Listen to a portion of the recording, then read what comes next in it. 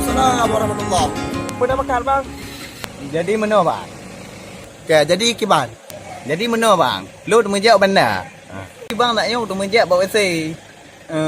Truk je WC bang tu bit. Motor pakai berangkat.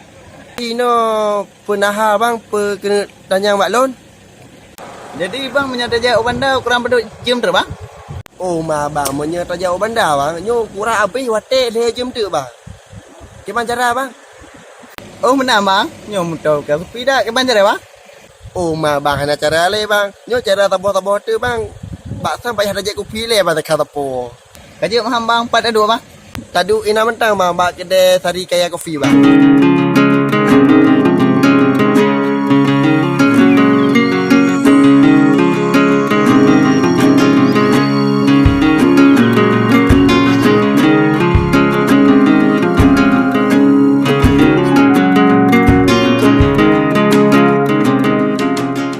Bang, kopi 2 kan.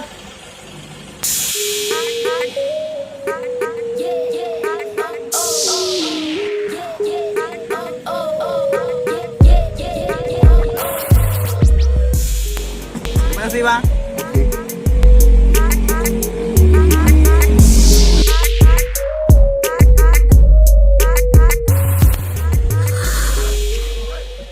Oh, main bang mangak kopi ah. Mangak bang, ke bang mangak bang kopi Tamani punya barang. Ya bang, mantap jiwa bang. Jadi mana bang? Long temu jak bandar, temu yang minta kerja. Mampu kerja dan bang yang minta kena benda bang. Barang kapu je bang tu nama mana. Kan nama kerukok mentang kajut. Kira-kira bang menyoino nak kerja?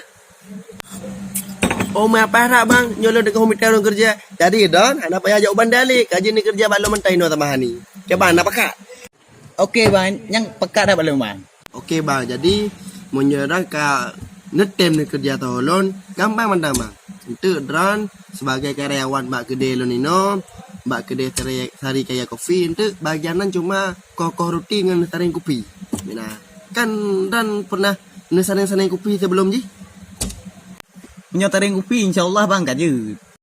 Oh ma bang, paramnya kata pengalaman bang. Jadi yang penting no pengalaman le. Menyeka tahun pengalaman kaman. Jadi dan tu tinggalun tugas kanyu bak saring kopi dengan kau roti. Hana payah nomor noli. Kabar ya bang? Nak pakam nah? Kabar bang. Jadi nak payah kujak le benda kasih sama ni mentang mak dron. Okey bang. Kabar ya bang menyeka nak bagaimana? Jadi mulai orangnya dan kajut sebagai karyawan lon. Kagak bang, terima kasih banyak.